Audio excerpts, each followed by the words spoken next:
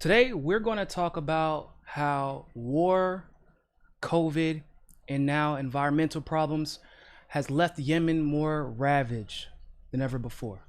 Let's talk about it.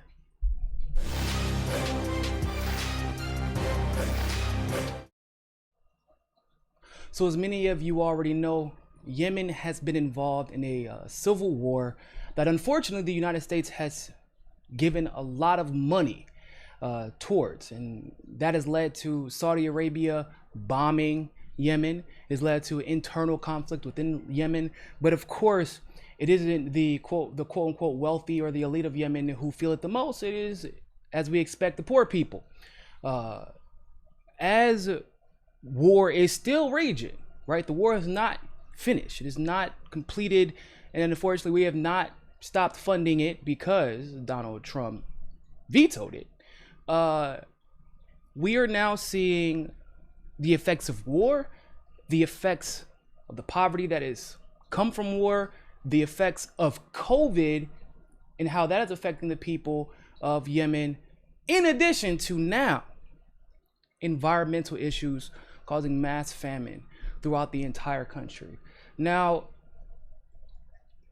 the UN just stated the child under the age of 5 is now dying every 10 minutes from preventable causes, people.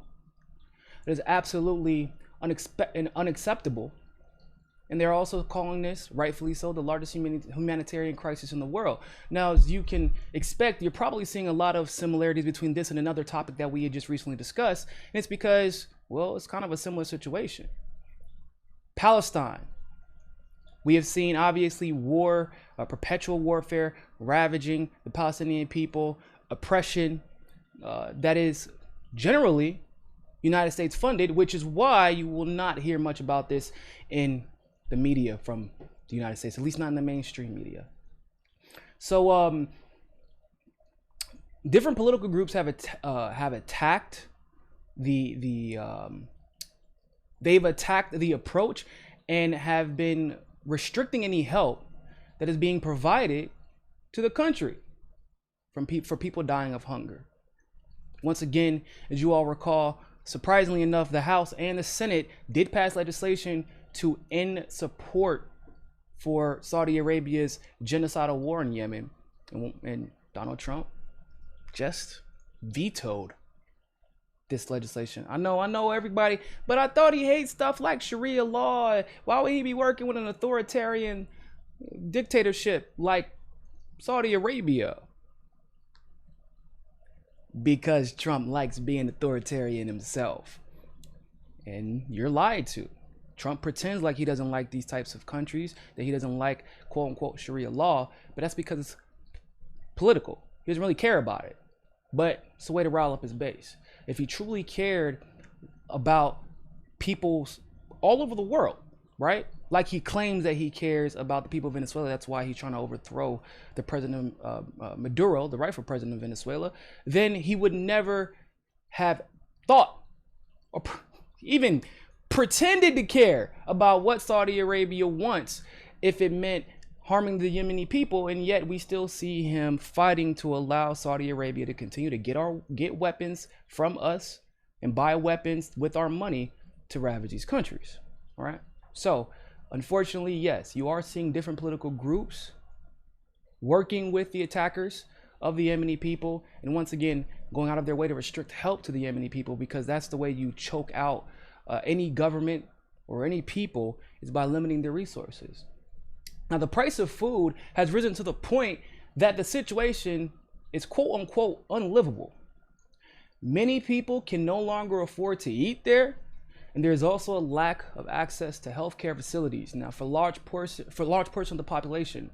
Now, Yemen struggles with proper sanitation due to both poverty and lack of healthcare access. Now, this has actually been consistent for basically since the war started. Now, because of this lack of health care that we're seeing today, in 2017, there was an outbreak of cholera, okay?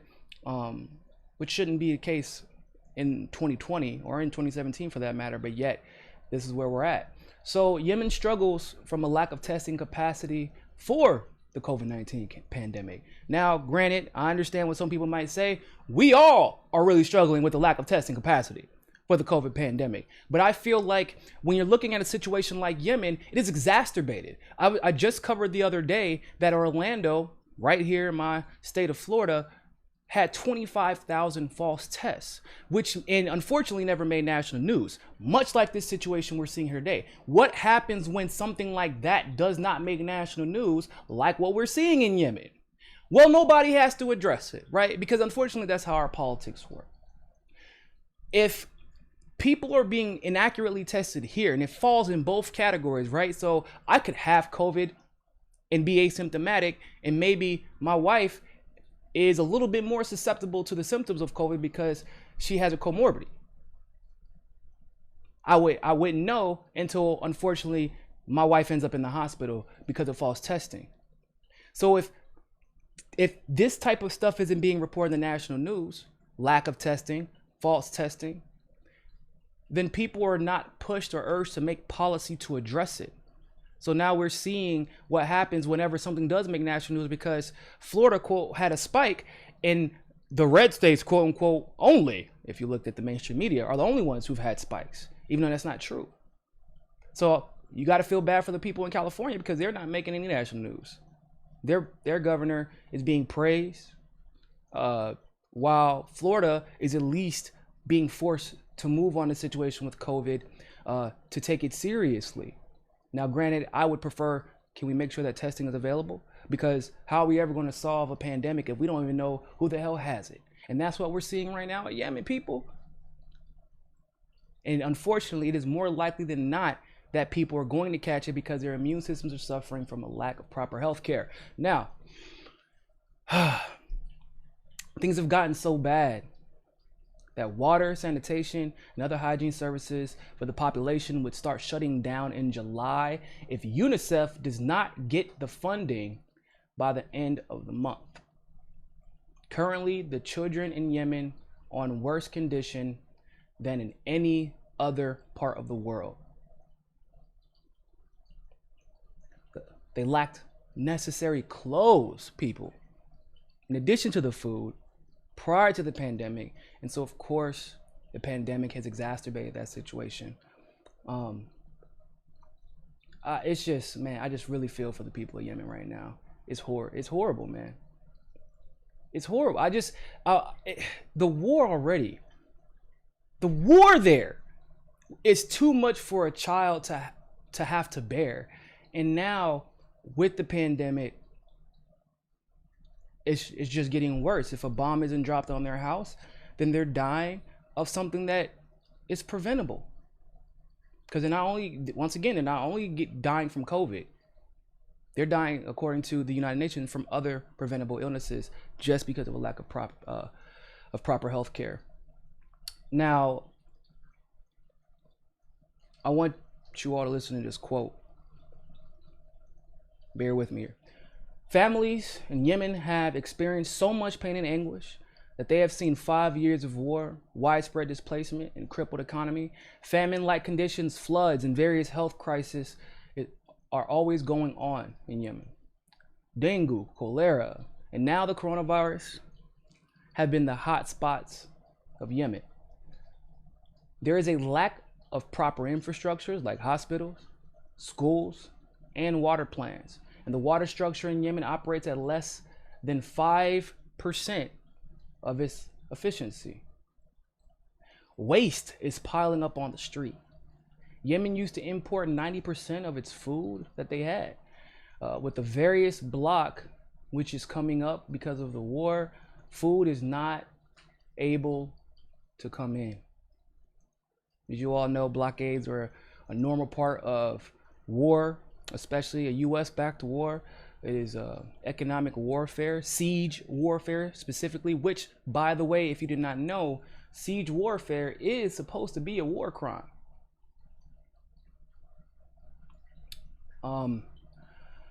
Malnutrition rates are the highest in Yemen specifically. Approximately 360,000 people are at risk of dying if they do not get immediate assistance.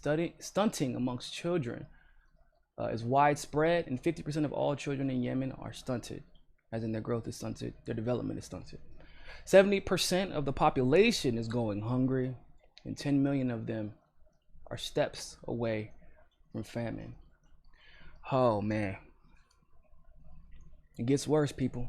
For those people who are very cognizant of the human trafficking situation, in order to cope, many girls ages 8 to 10 are being married off to lower the number of mouths to feed in a single household. And what's sad is, if they're married off in a decent situation, they're probably preferring it. Because otherwise they're not even going to be able to eat. That's where we're at in Yemen. They've been sent back in time, people. It's disgusting. 8 to 10 years old. 8 to 10 years old. That is not even normal by historic standard. 8 to 10? Before they've even gone through puberty, just so they can have, so people can, one, have less mouth to feed, and two, the general assumption is if you can afford to marry somebody, that it's because you have a little bit of money, so that also provides security for their daughter that they otherwise wouldn't be able to give to them, because the daughter might not even make it to 12 years old. That's where they're at in Yemen. That's horrific. As of today, UNICEF's 479 million appeal to sustain essential basic services for children this year is just 38% funded. 38%. The largest humanitarian crisis in the world is only, for one of the largest organizations to deal with the crisis, only 38% funded. 479 million. How much money did we just give to corporations this year? Out of curiosity, didn't they say 4 trillion that'll be leveraged to about 8 trillion total when it's all said and done? And what's that, 500,000? So 500 million, 30% of 500 million would be what? Maybe 150 million? That's it. 150 million. And it just kills me when I see all these people donating to these causes that get them high recognition and get them patted on the back. And it's not, some of these people, it's not even their fault, right? Because they literally don't know, because nobody reports on this. And yet we know that COVID should be taken seriously. We know that people, as long as they're not Bill Gates, should contribute to mitigating the outcome of the pandemic, in more than one way, right? Because you got economic, health, et cetera, et cetera. But at the same time, what are we gonna do about this? If you get COVID today, even if you are poor, at least you can go to a hospital, people. At least you can go to a hospital. Even if you have a comorbidity, at least you can go to a hospital. You might be broke as hell afterwards. You might be in debt for the rest of your life afterwards.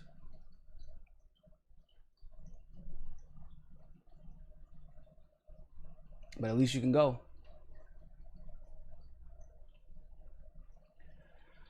Of 8.4 million Yemenis whose access to wash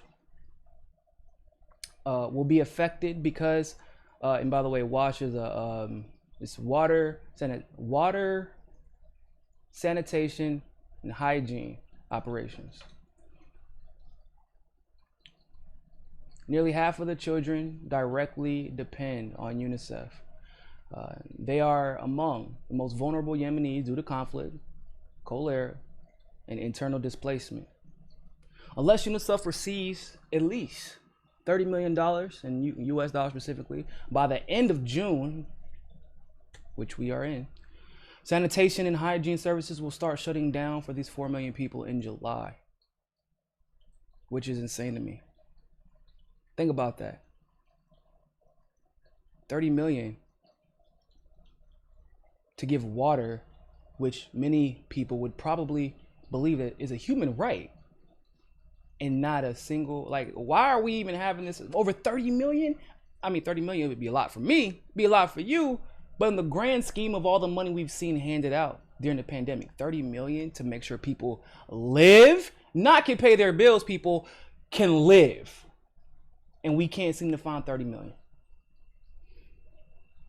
This means UNICEF will not be able to provide fuel to operate water pumping stations or desludge sewage or maintain crumbling water and sanitation infrastructure. It means we will not be able to distribute basic family hygiene kits that include soap, which is so critical for preventing both cholera and COVID, in a context where millions of people do not have basic hand washing facilities. Here's some specifics on what UNICEF needs their $50 million for, like immediately.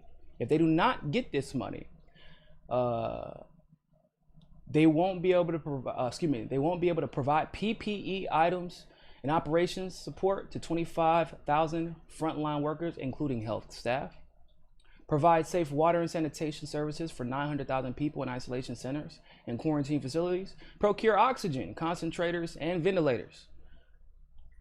In addition to all these issues, there is an environmental problem that is exacerbating the famine. All right. As you all know, Yemen largely relies on their fishing industry. And because there is a vessel that is currently holding millions of barrels of oil,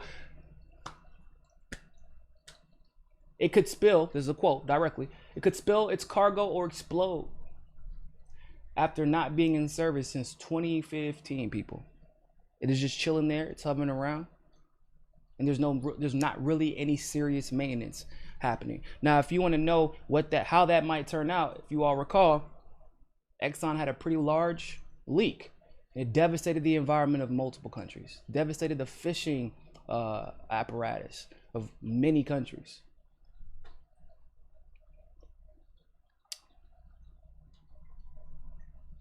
So it says here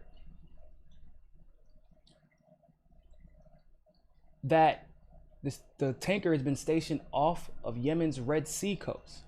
It was meant to operate as a mini terminal to store and offload oil from Yemen inland oil fields. Now, if you all recall, the reason that this is kind of like a big deal is because one of the reasons that Saudi Arabia is committing a genocide in Yemen right now is because of the oil. And now this oil tanker, has basically been under the control of Houthis. And so because of that, people, the United Nations just said, hey, can we come and inspect this oil tanker to make sure that there is no leak? I mean, after all, we literally at Standing Rock, we had to deal with a very similar situation like this with the North Dakota Access Pipeline, where people were attacked, their land was taken from them. And then the reason why, because we said you can't run an oil field through here, it's going to leak. It's guaranteed. Y'all are not good at this. You do not, for whatever reason, have the ability to prevent oil leaks. And guess what happened? It wasn't even a year later, people. This tanker will leak. And so it's a big deal, especially considering they already have a famine issue, and fishing is one of the ways that they've been able to not even overcome it, just mitigate it. And yet, whenever the UN, the Houthis originally agreed, by the way, to allow the UN to inspect, out of nowhere, they just pulled the go ahead. They said, no, we're not, never mind, just kidding, don't come, please.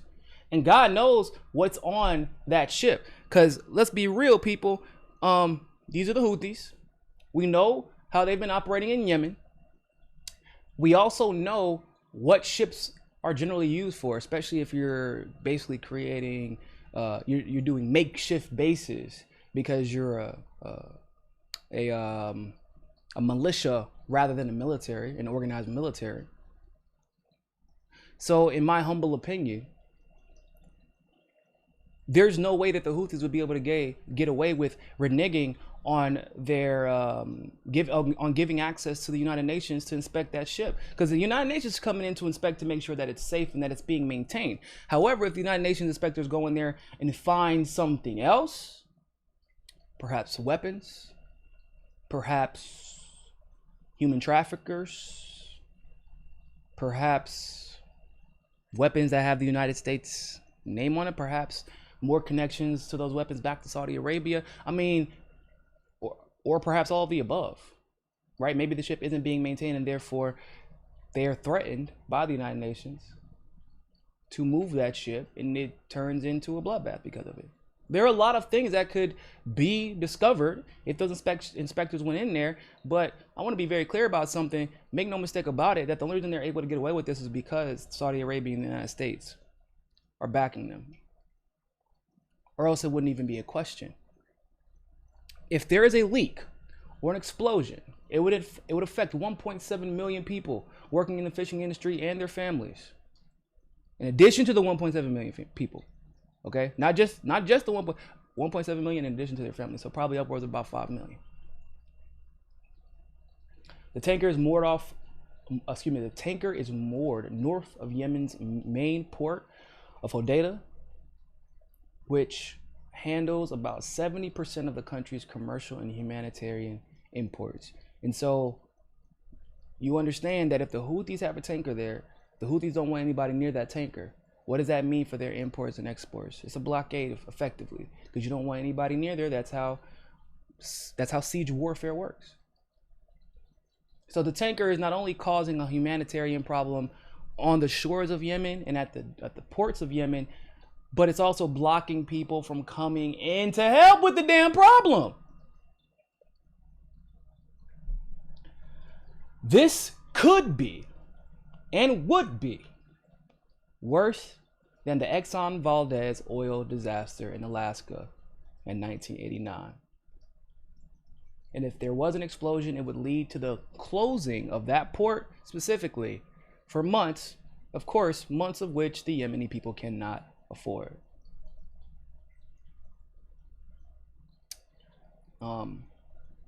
That's where we're at, people.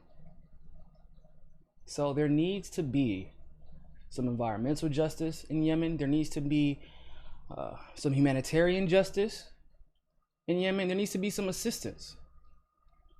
There's absolutely zero reason why we can't solve that problem or help solve that problem. That we can't, there's no reason that we can't get UNICEF the money they need when we're giving money to the Lakers organization accidentally. When we just gave billions of dollars accidentally to dead people. Billions to dead people. Accidentally. Good old IRS. We just gave trillions to corporations, many of whom did not need that money and are not using it for its intended purpose.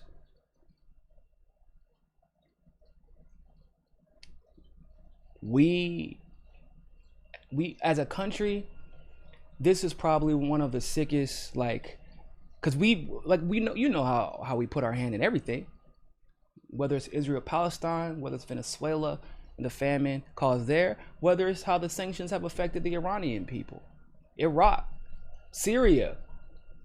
These crises are all pretty wild, but even when it comes to Syria, there is much more attention on Syria, and they kind of have like a leader to get behind, and because of that, Russia is working with them, and other leaders around the world are working. Even Maduro to a degree is working with them. Yemen doesn't have like a uniform government leader to get behind, and we've taken advantage of that. Saudi Arabia's taken advantage of that, and it's because of the topic that we're talking about today: oil. And the only way we get control of the oil is if organizations like the Houthi are funded by us, and we allow them to wreak havoc around that nation.